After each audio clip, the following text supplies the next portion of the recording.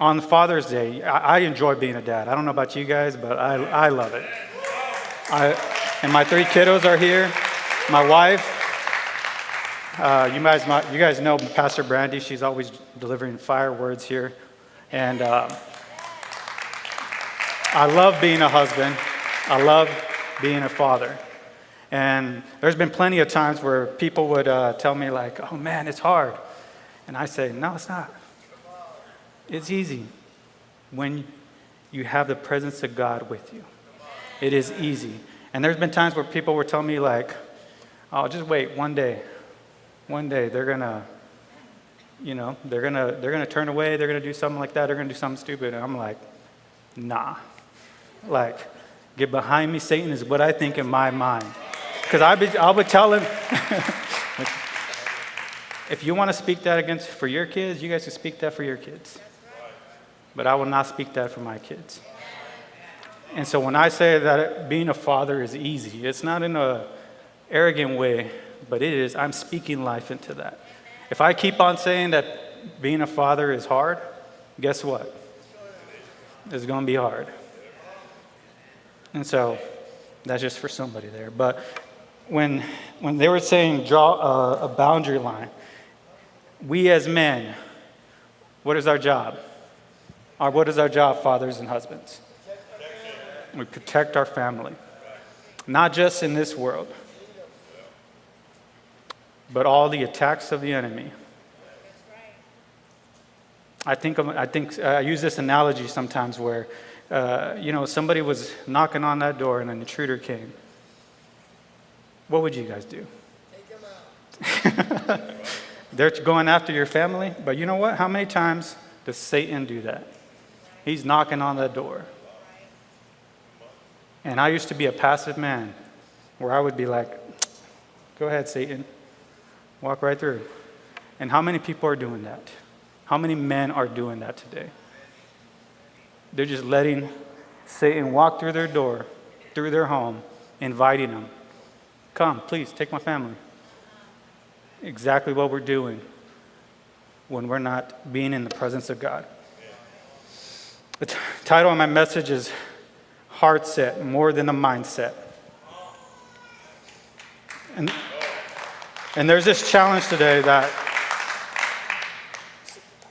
I want to take you just through this journey for me.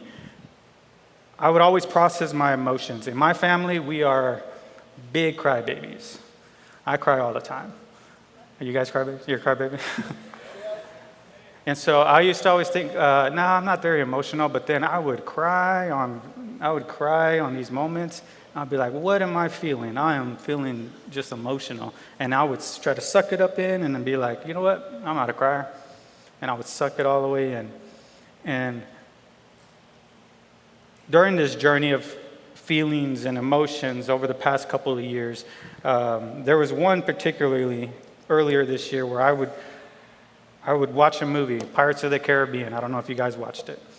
But in that movie, there's this compass that Jack Sparrow has, and it does not point north. It points to the thing that you want the most. And I was like, man, that would be awesome. That would be really pretty cool. I had this compass. I know exactly what I wanted. I know which way to go get it and all of that. And I was like, how can I replicate that? And then in the second movie, it took me even a step further.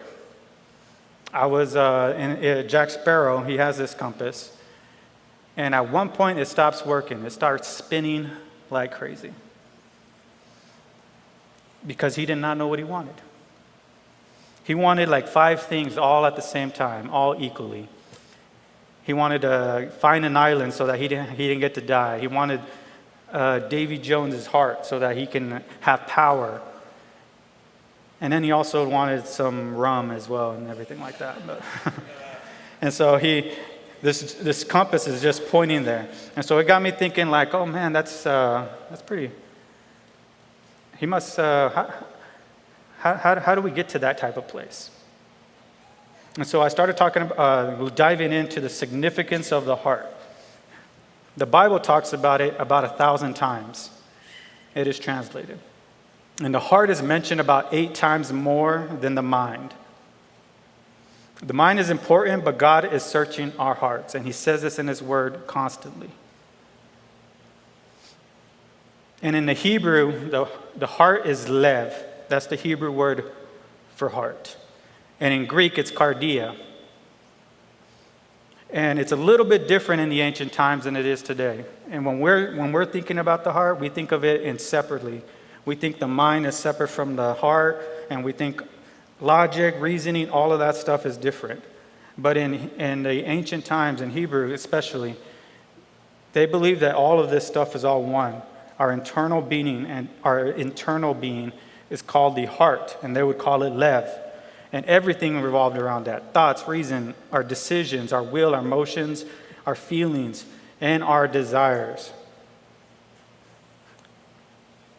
A couple of Bible verses that mention about the heart. It says, the heart is deceitful above all things and desperately sick. Who can understand it? And then in 1 Samuel, it says, for the Lord sees not a man what man sees. Men look at the outward appearance, but the Lord looks at the heart. And so there's this tension that I was wrestling with. Like, God is looking for my heart, but it's deceitful at the same time. How can I trust it? But God is looking after that. And in Matthew 12, it says, you brought of vipers, how can you speak good when you are evil? For out of the abundance of the heart, the mouth speaks. And in Proverbs 4, keep your heart with all diligence, for from it flows the springs of life. You see, our heart is vital. Everything flows from it. When I hear somebody, he's got a little potty mouth and they're cussing, guess what I'm thinking? The heart's a little messy there. He's got a little bit of unforgiveness there. You know, we're always constantly hearing people, and the mouth is like an overflow, a spring of what everything is in the heart. And when we're at our top emotions and we're feeling anger, like you wouldn't believe, isn't it surprising how all that stuff comes out? All the stuff that we wanted to say, but we didn't really want to say, we held our tongue. But when we're angry, we start saying it. And then we try to justify and say, we didn't really mean it. I didn't really mean that. But it kind of came a little bit from the heart. In Scripture, there's 3 different instances of desire. And I've been wrestling with this desire. At first, I was wrestling with emotions and feelings. I was like, how I'm a big crybaby at times, and then other times I'm numbing things. I just numb all my feelings and I don't want to feel anything. And I started asking the Lord, like, what is it? Am I supposed to be emotional? Am I supposed to look at my feelings? How am I supposed to deal with this? And then in this whole movie scene, I started to wrestle with this word desire. Just like this compass, pointing us to exactly what we wanted the most. And in the movie, Jack Sparrow was willing to do anything at all cost. And I'm gonna even share a little story. My son just told me you should share this story. I have 2 dogs, and there's this one. Our youngest, our puppy, she's the daughter, and then we have Selah, the mom. And we've had our backyard done, and if I let them loose, they just tear up the whole backyard. And so I kind of made this makeshift little kennel to where I can get them from inside and outside. And it's makeshift, so it's not very solid. And I built it one time, and so then we go back inside, and our youngest, the Lily, she gets out. I'm like, how does she get out? It's impossible. And then I found out she opened it, or she lifted it up, she dug just enough to lift up and get out. And I was like, okay, well, I had to put some plywood there and everything like that. And then again, second time, she got out again. I was like, how's that? This is impossible. This is about this high. And so we watch her through the window, and she literally jumps, catches herself, and jumps all the way out. I was like, this is frustrating. I can't believe it. And our other dog, the mom, Selah, she's just sitting there chilling, and she would not get out. And that really spoke to me that day, because Selah, the one that was still in there, she wanted to get out too, but she didn't want it as much as Lily. She wanted to get out so bad that she was willing to do anything possible. I had to make it literally impossible. And so this word desire keeps coming up. Like, how does a dog like that get such a desire and a want to get out that she'll do it at all cost? And how can I look at that us as human beings? How do we get to that point as well? So desire in Scripture, there's 3 instances about desire. And John, and I'm going to speed through this a little bit, but there's this paralyzed man at Bethesda, and he's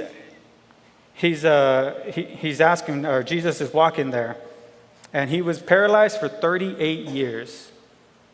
38 years. Imagine that. I'm not even that old yet. I'm 36. And Jesus goes up to him and asks us, do you want to be healed? Do you want to be healed? And I thought to myself, when I read that, of course he wants to be healed. He's 38 years of paralyzation. Why wouldn't he want to be healed? And when looking at it further, I started to picture, imagine what that man must be like. Imagine 38 years of begging, because that's what you would have to do in order to survive. Begging. And then you start to walk, and you can no longer beg anymore. You have to work. You have responsibilities. A whole bunch of things that comes along with it from healing. And so Jesus is asking, do you want to be healed? Do you really want that? And there's people, men today, women today, they're wrestling with that same question. Do I actually want to stop drinking? Do I actually want to stop looking at those websites? Do I really want my marriage to be better? Do I want to become a better father? These are real struggles that are men and questions that our men are facing today. And another example would be blind Bartimaeus in Mark 10. And same thing. He's asking Jesus, Son of David, have mercy on me. And Jesus goes again, what do you want me to do for you? What do you want me to do for you? And same thing that I was thinking, isn't it obvious, Jesus? He's blind. He wants to see again. But yet, Jesus still asks him, what do you want me to do? See, there's a partnership we must have with Jesus. Too many today, and I've been guilty of that. Jesus, heal me. I don't want to really do anything about it. You just do it on your own. And you fix it. I'll see you next week. This is how we go sometimes walk through with our healing. And Jesus is asking, how are you going to partner with me? And what's amazing is that Jesus doesn't really even take the credit. He says, your faith has made you well. Your faith has made you well. There is a partnership that we must do as well. And then the rich young ruler, he asked Jesus, teacher, what good deed must I do to have eternal life? And he said to him, why do you ask me about what is good? I love that question. What is good? Because there's only one that is good. There is only one that is good. Think about this for a second. We do this all the time. Like, we feel like we can go and, donate. Or maybe we're going to go and volunteer. And we're trying to just pile up our good deeds, right? Good deeds, good deeds, good deeds. Maybe sometimes people even view it as like, hey, I'm going to church. I'm going to check the box off. I'm going to read my word for 5-10 minutes. Check that off. And we're just going through the checklist. And this is exactly what this rich young ruler was doing. Going through these checklists. And he's asking Jesus, what do I still lack? What is it that I lack? And Jesus asks, or answers, well, if you want to be perfect, imagine that. Well, if you want to be perfect, go sell all your possessions and follow me. And he could not do it. This man could not do it because he had many possessions. And his heart and his desire was in his security and wealth. And that was it. I can't imagine being like, this is Jesus. And you're just like, yeah, I'm not going to go with you right now. I think I'll head back.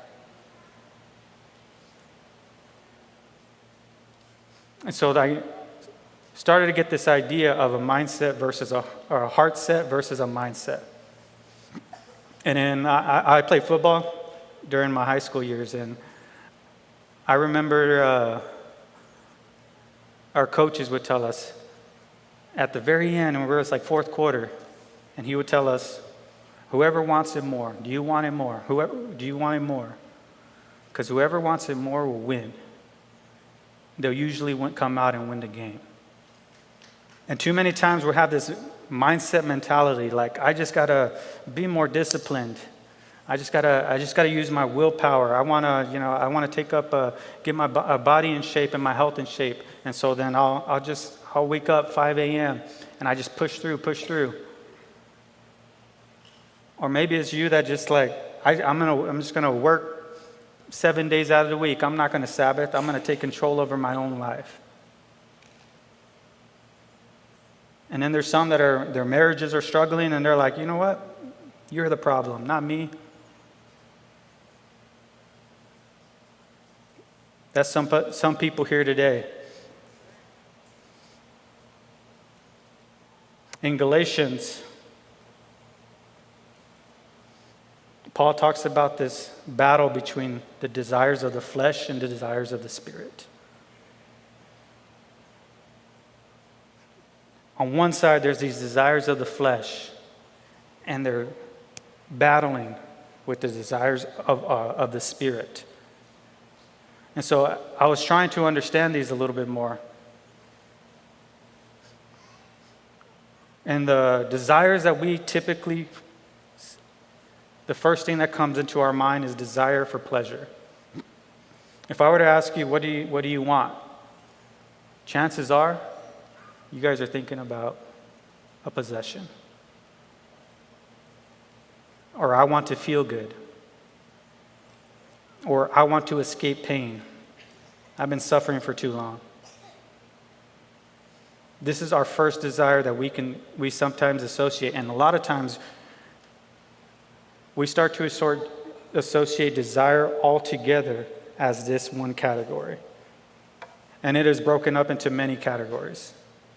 There's desire for security. I want to feel safe. There's desire for love and belonging. I want to feel accepted. I want people to like me. I want to be validated on social media. I want my wife to desire me. There's desire for significance. I want to matter. There's desire for purpose. I want my life to connect to something bigger than myself. All these are desires. And then there's a fleshly part of ourselves that is pulling us. And then there's desire, a spirit side of ourselves. And they're just tugging at each other. So what does that look like for us? Desire for pleasure could look like this. You stay up until 1 a.m. scrolling Instagram, TikTok, because you don't want tomorrow to start. Or you spend your entire week living for Friday because you're trying to escape your life.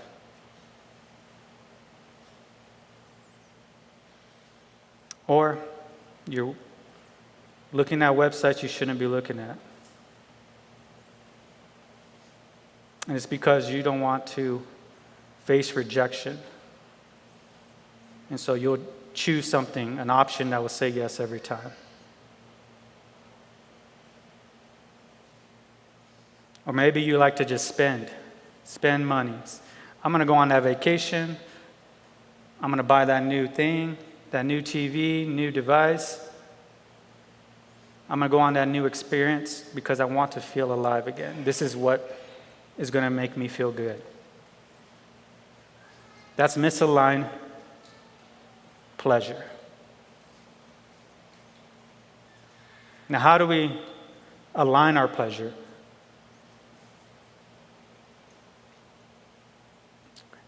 In the 4th century, Augustine of Hippo, he describes this as the essence of sin is disordered love. And too many times I would get at questions, Pastor John, is this a sin? Is this a sin? Is that a sin? Drinking is probably one of the main ones. Like, hey, is drinking a sin? And we go through the Bible and we're like, oh, it's not explicitly a sin. It's not in the 10 Commandments or anything like that. And so they want to use that to justify their drinking. And then they take one drink, next thing you know, it's 2 drinks. I was talking about social drinking. I don't understand social drinking. There's some of you that might be doing that.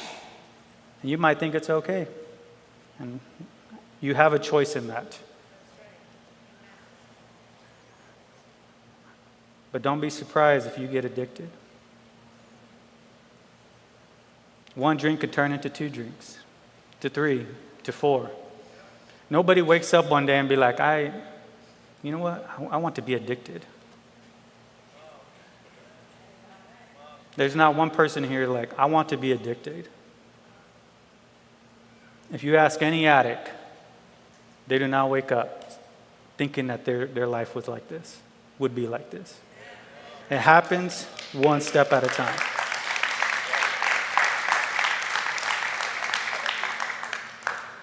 And it's because we want to escape from pain. You see, when we're not putting God as our first love, our first desire, we put something else in there. Pleasure, security, love and belonging, desire for significance. Probably the 2 main things that men that are out here that you guys probably struggle with the most. And there's surveys on it, so I imagine it's got to be pretty close. But it's sex and money. They grip men so much.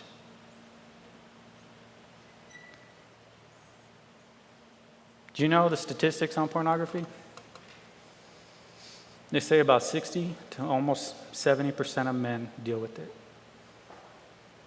This is even Christians. Half of women deal with it. That means if I were to split this in half of you, the people in this room, have struggled with it, and they are continuing to struggle with it.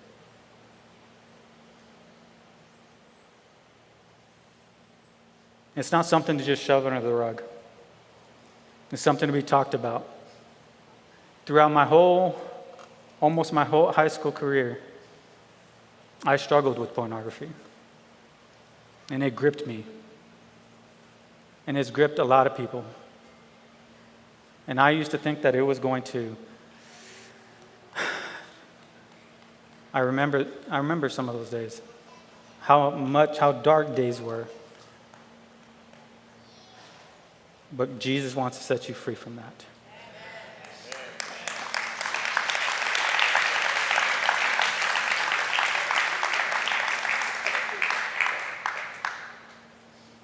So John, you're talking to me about heartset over a mindset. You see, too many times we think about doing, and we're just focused on our mind. If I just get my mind right, and if I'm just strong enough, and I could willpower my way through. But that only can last so long. You can only willpower your way through for so long. It has to be a heart change, and God transforms our heart. You can't just say, I should get closer to God. I should stop drinking. I should be a better husband. I should be a better father, or a wife, or a mom. I should do those things. But should don't matter. Just because I should do something does not change nothing.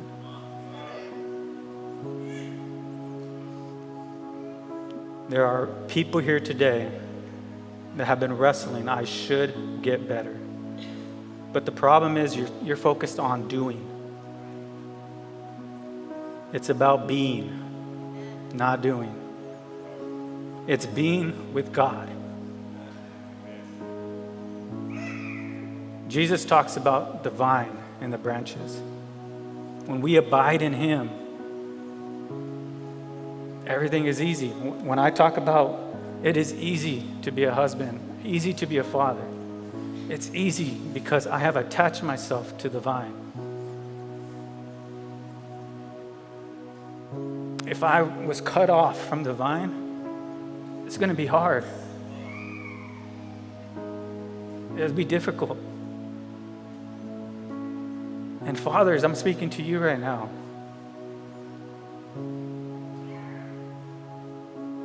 You know, we go about our day, we're wondering why we're struggling. And a lot has to do with pride. We think we can control it. I can take care of it myself. I got this. I'm a man. It's exactly what we say all the time. But when we humble ourselves and we say, God, I can't do this alone. Jesus, I need you. I need to be attached to the vine. That's when it becomes easy. You know, I have this picture in my head that has just started to restructure my way I desire all the desires in my heart. Because I used to think, how can I change what I want? Like, I want what I want because, like, how do I change that? That's impossible. It's impossible without God. And I start to have vision, I start to think, and I have this image in my head that begins to align some things in myself and the things that I truly, truly want, not just the temporary things.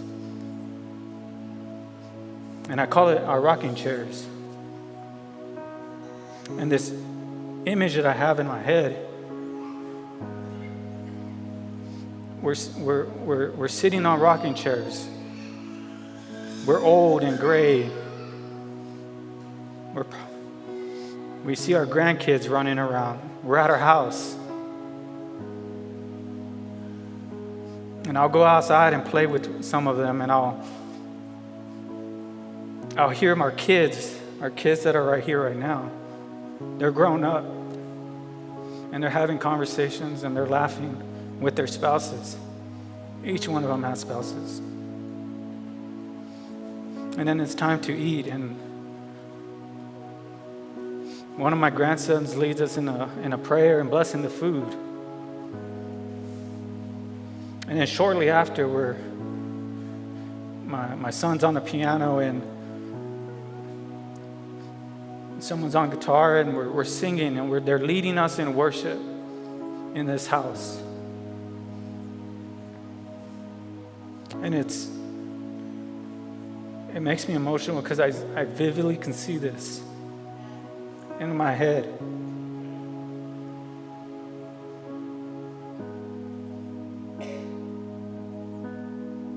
And it's what I truly want the most. It is by far the thing I want the most. But see, But see, in order for that to happen, guess what it causes me to do? We have to be still married. I still have to be married to my wife.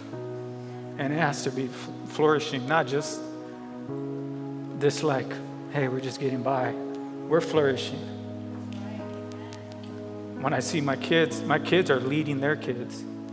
What does that cause me to do? That causes me to be a better parent today. That causes me to make me lead them, actually lead them according to Christ. And what I love about this time of worship that is in my head is my kids are leading this. We're not leading it. Me and my wife, in this picture, we're not leading it. And so what does that mean? That means that I had to have cultivated a house of worship today in order for that to happen. And so this picture in me has started to shape and mold me. And just like I was talking about with the compass of Jack Sparrow, where he didn't know what he wanted, sometimes he knew what he wanted.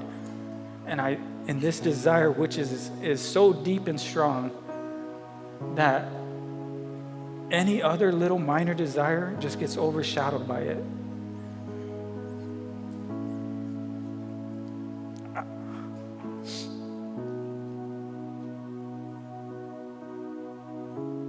I ask men sometimes what do you want? Could you look, what do you want to be in 4 years, 5 years, 6 years? What does 10 years look like for you? What does 30 years look like for you? And you know what most of the answers are? Has to do with like retirement, job, career, what do we do? House, all of those things. Those are all worldly possessions. They're all worldly possessions. And men, I'm challenging you today to desire something more. Go beyond that. Men here today, I just want you to close your eyes right now and start to imagine that right now. Picture it. And if you can't picture far like 30 years, picture at least next year. What does that look like for you? Maybe you do not know exactly what you want. You think you desire God.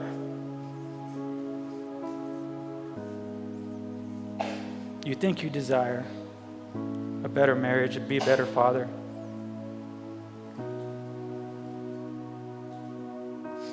But if you can dig deep into your heart,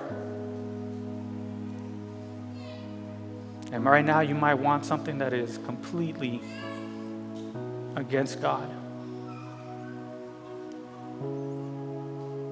Maybe you want to pick up that bottle.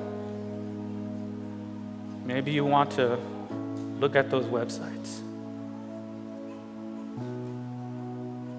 I'm telling you today, though, if you abide in the vine, you can change those desires. It is possible to change that. It is possible to change what you want, because I've been there.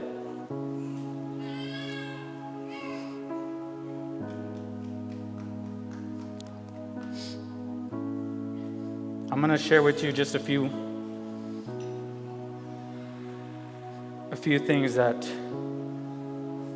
when you reorder your love, reorder your desires, and you check your heart, what it could look like.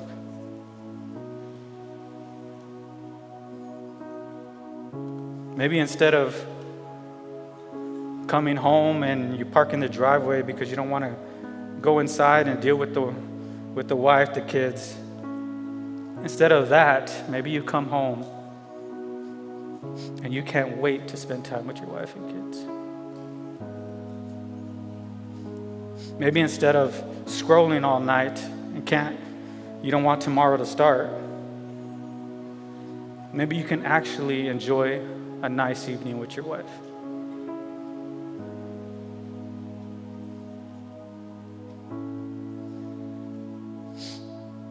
Maybe instead of worrying about your job and how much money, checking your accounts 3 times a day so that you can feel peace.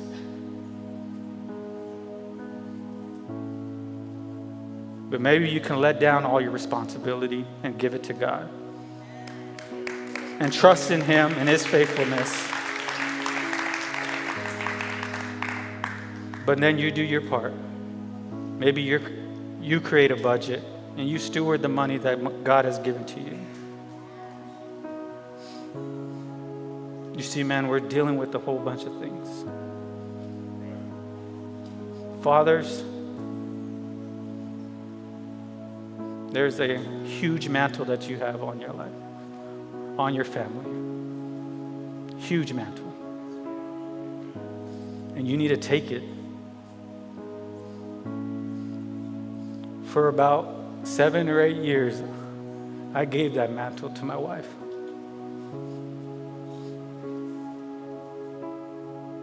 I said she could lead the family. She leads in spiritual things. She could lead our family in prayer.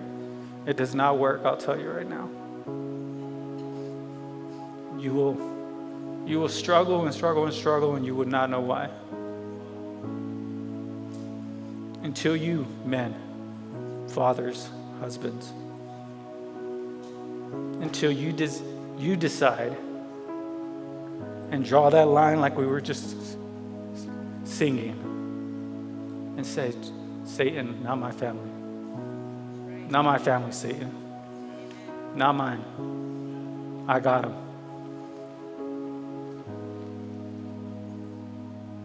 I just want you to guys close your eyes with me. Everybody, women and men. If you're struggling, maybe it's just basic desires, desire of pleasure, and you just can't get off that bottle, can't get off those websites. Maybe that's you.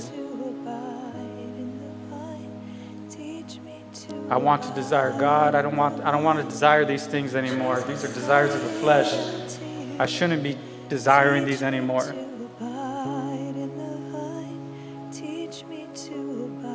Or maybe you're just struggling to just make ends meet. And you keep pushing yourself. And you're trying to take control of your own life. And you're saying, God, I desire you, but I desire money right now more than you.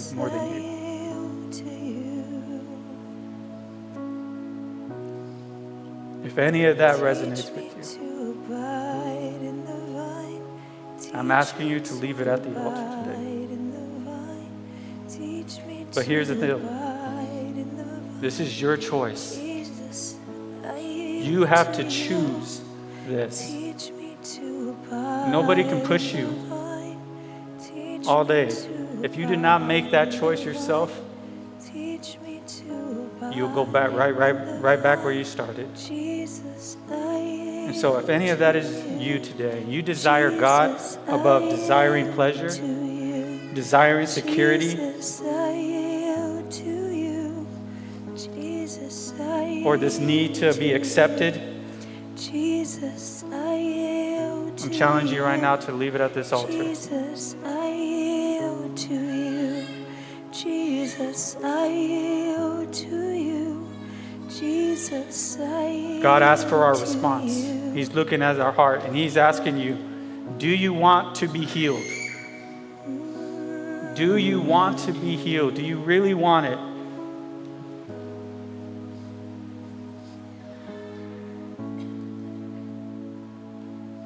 He's asking, what can I do for you?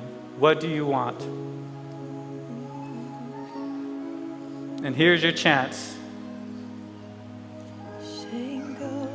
Here's your chance to ask God. Make your requests known.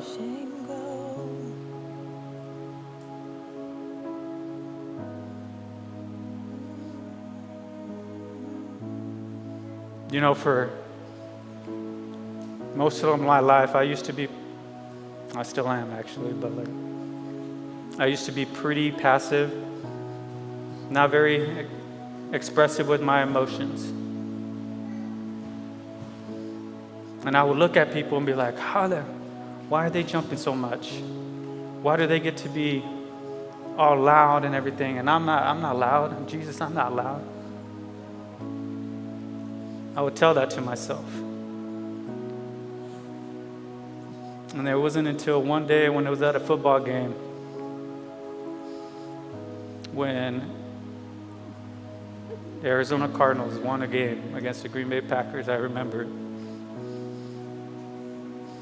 And I yelled to the top of my lungs. I high-fived random strangers.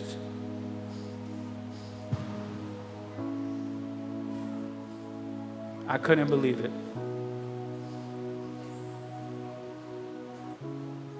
And then Lord convicted me like, you could do that for a football game, but you can't do that for me.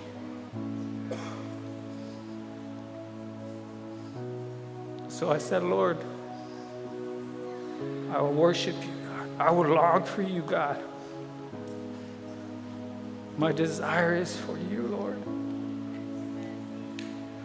I long for you, Lord.